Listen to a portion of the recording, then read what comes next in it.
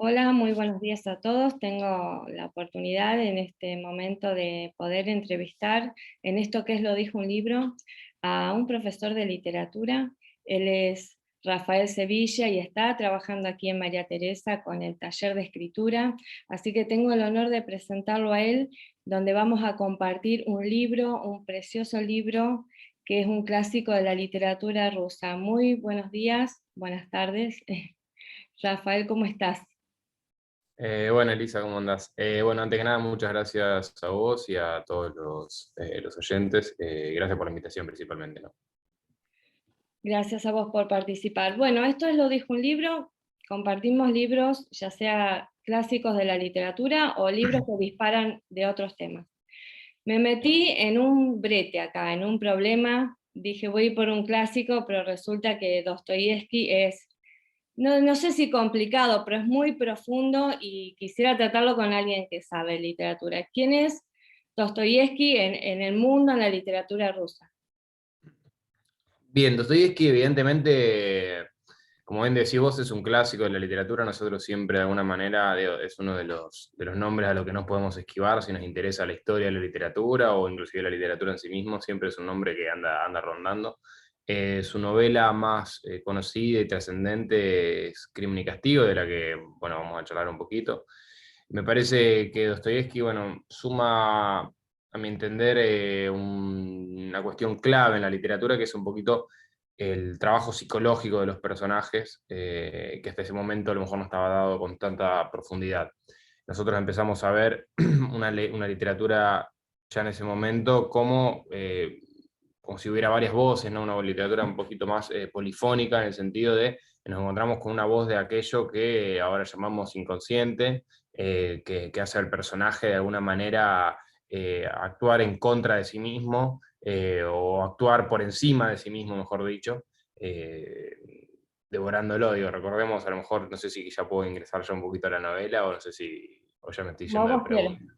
Como vos quieras. No, contar un poco quién era él y en su contexto también, porque resulta que su nombre y sus obras han sido muy conocidas, esa, los hermanos Karamazov, que muchas personas entran y se encuentran con todo un mundo, ¿no? Siendo que él, bueno, fue una corta vida, dentro de todo, fue muy profundo su obra. Sí, yo no recuerdo exactamente cuántos años vivió, pero bueno, recordemos que por esa época ya no era mucho lo que se vivía. Debe haber vivido 50, 60 años, no mucho más. Eh, y, en, y definitivamente marca, digo, obviamente es un escritor ruso, Fyodor Dostoyevsky, digo, ya el nombre te lo indica. Y de alguna manera trasciende, digo, y nos llega a nosotros a la literatura occidental, digo, por este tipo de intervenciones. Bueno, sí, obviamente lo que decimos es muy cierto, y la gran producción de obras que tuvo por su vida, digo, fueron muchas obras. Recuerdo ahora El Jugador también, que es una novelita corta, muy interesante, muy linda.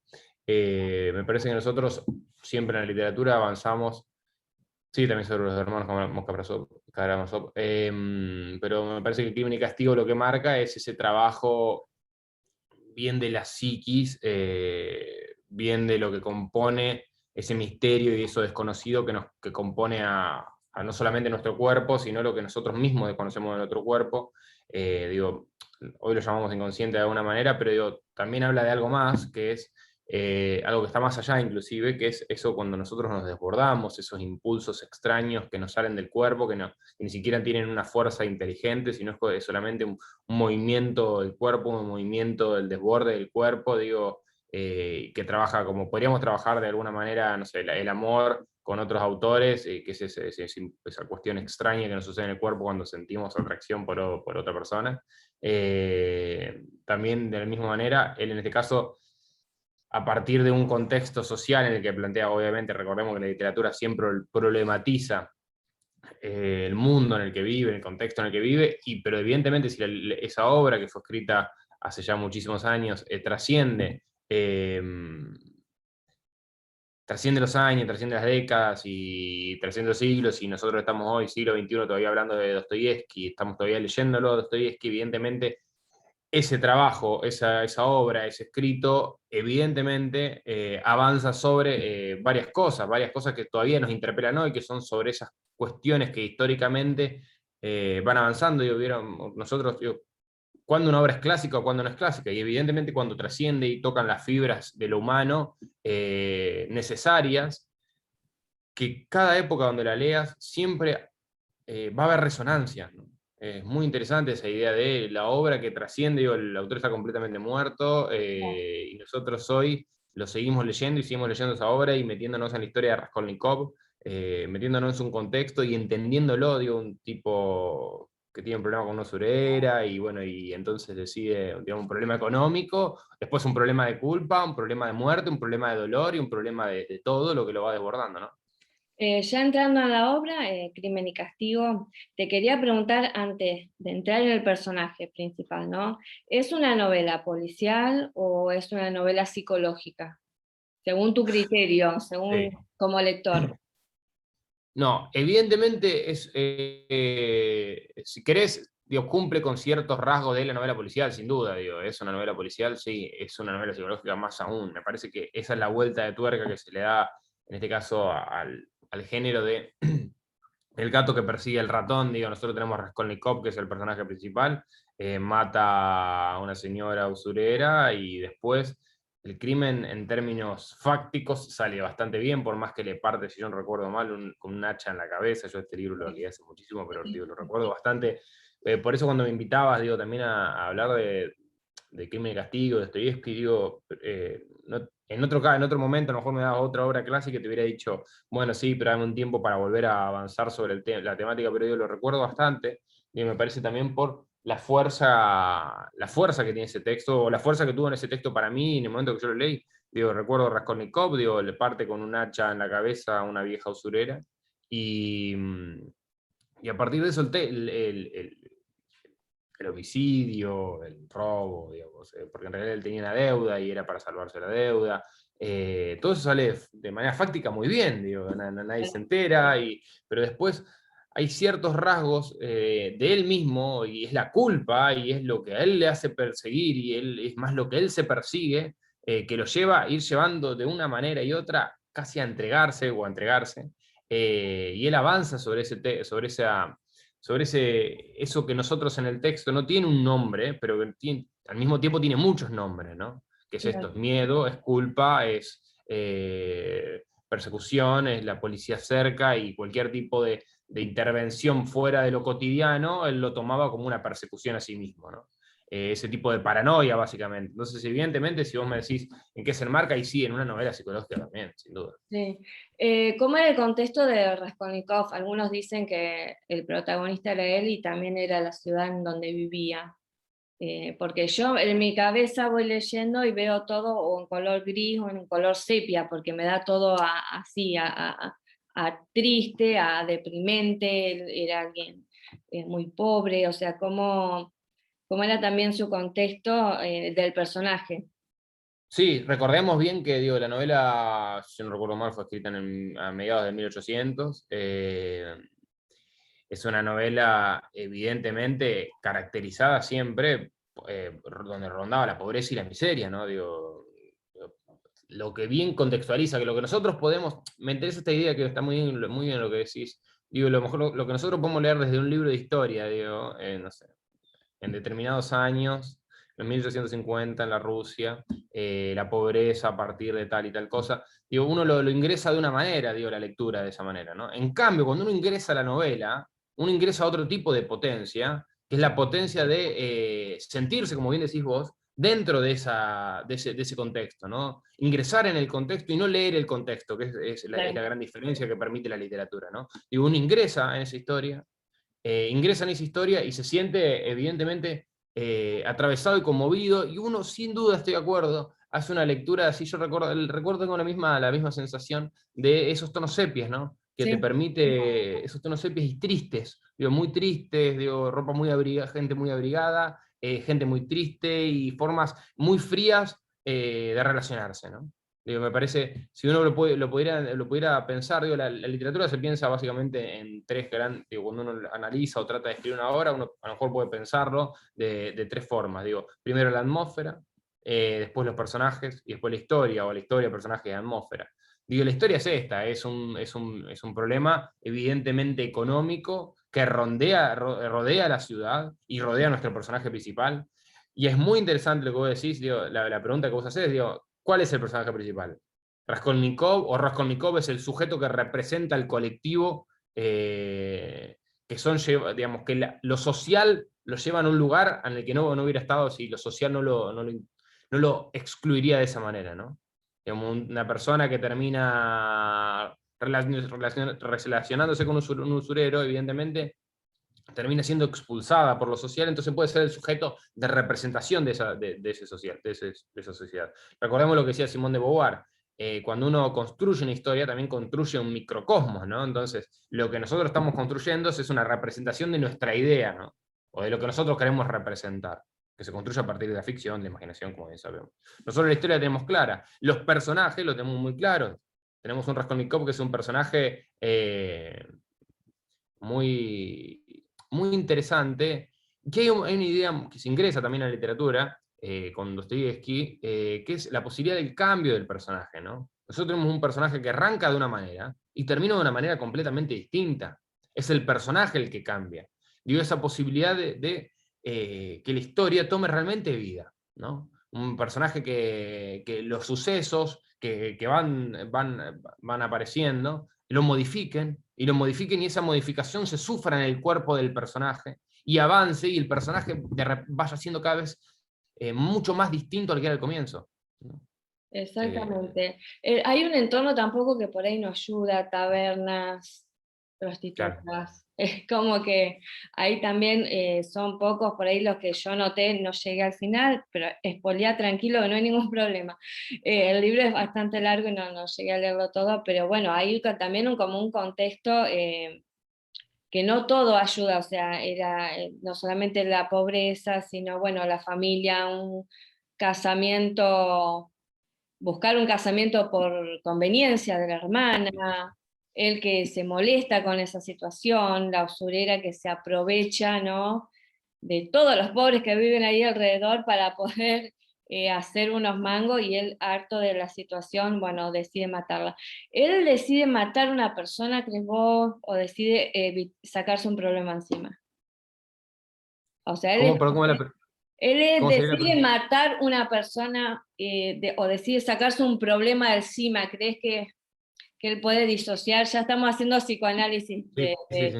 del No, personaje. no, yo creo que él ingresa queriendo sacar un problema encima. Digo, me parece que él trata de sacarse un problema encima, la solución que encuentra es una solución extrema, que es matar a la usurera. Lo que imagino, lo que me parece que es lo interesante que plantea la historia, es que él se desconoce a sí mismo, él empieza primero a desconocerse a sí mismo cuando ya pensando en matar a la otra persona, ¿viste? Y cuando lo decide hacer. Ya hay como un primer desconocimiento, un primer digamos, se cinde de la realidad, ¿no? Por momentos, se cinde de más de que la realidad, mejor dicho, de lo cotidiano, ¿no? De las reglas que rigen lo cotidiano, ¿no? Dice, bueno, voy a sacarme un problema de encima. Lo que él no imagina es todo lo que va a venir después. Claro. Y no desde afuera, me parece, que es la gran vuelta interesante que tiene la novela, sino desde adentro, que evidentemente se va vinculando todo el tiempo con el afuera, con lo que vos decís, ¿no? Con las tabernas a las de donde va, la relación que tiene con la familia, la relación que tiene con el mundo. Entonces, ese interior de repente toma una fuerza tan contundente como el exterior. Entonces, se van modificando a partir de que avanza la historia. Pero lo que él no imagina, sin duda, es el corrimiento mental que le deja ese acto, que parecía un acto de sacarse de encima un problema y por el contrario lo empieza a llevar consigo todo el tiempo, ¿no? Esa cuestión, digo, me saco el problema de encima, sí, en términos reales, pero en términos mentales o en términos corporales, lo lleva encima, es como que lo carga encima, ¿no? Sí, él entra en el punto clave, que es el que empieza a somatizar. Sí. Todo su cuerpo, o sea, empieza a sufrir, no puede mantener charlas con los demás, amigos que se le acercan y que quieren hablar y él está en cama. Cómo Dostoyevsky hace una descripción tan gráfica que uno ya se siente mal con el personaje. El Sí, trabajo de la culpa. sí, sin duda es la culpa, el trabajo es la culpa. La culpa llevada a esos niveles, digo, es eso, el tipo tirado en la cama, el tipo completamente enfermo, el tipo no pudiendo entablar una conversación, o cuando el otro le habla, él no respondiendo porque está dentro de su cabeza, digo, todavía está pensando, se queda pensando.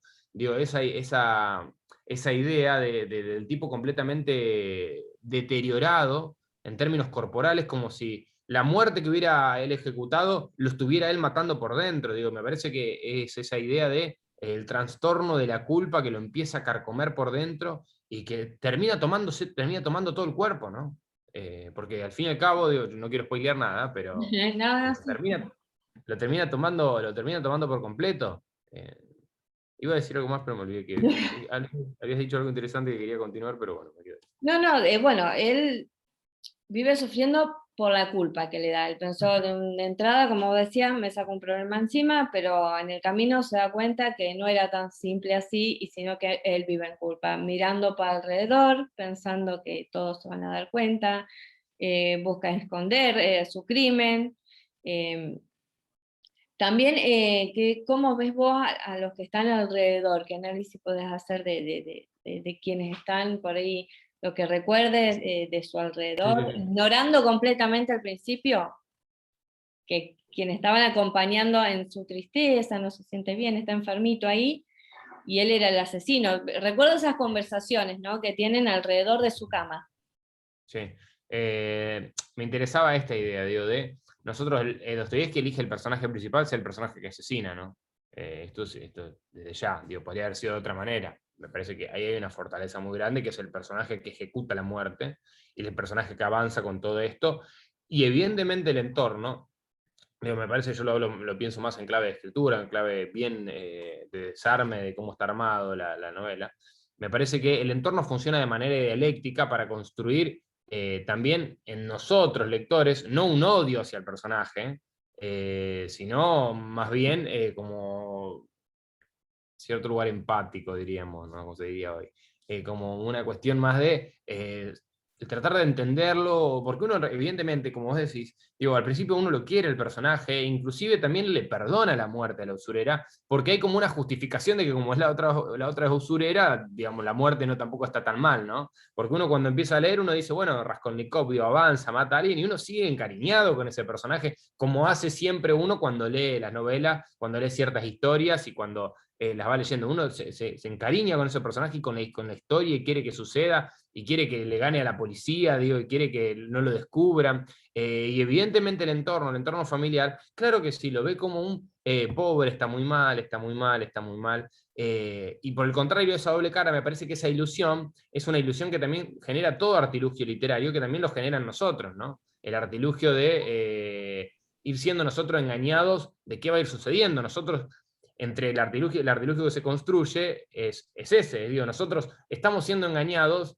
en el sentido de que estamos ingresando a la historia de la manera que Dostoyevsky quiere, que es no sabiendo qué va a suceder después, ¿no? Claro. Por más que nosotros podamos decir, bueno, lo va a agarrar la policía, no lo va a agarrar. Y nosotros todo el tiempo, por más que sepamos que él es el culpable y que él se está casi entregando a sí mismo sin quererlo y a la vez queriendo, ¿no? Como esa pequeña paradoja, y no sabemos qué va a pasar, y no sabemos por dónde va a salir, y no sabemos qué respuesta va a tener de su entorno familiar, ¿no?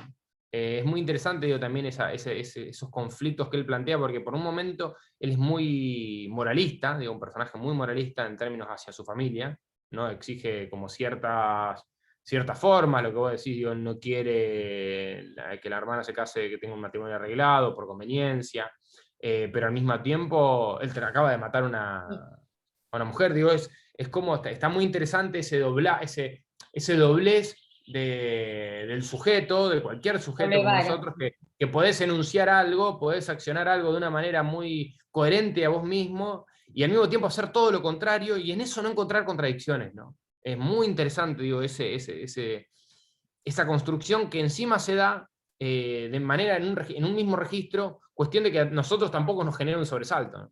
Claro. Hay algo que también llama la atención, que el crimen ocurre casi al inicio, Sí, y ya sabemos quién es.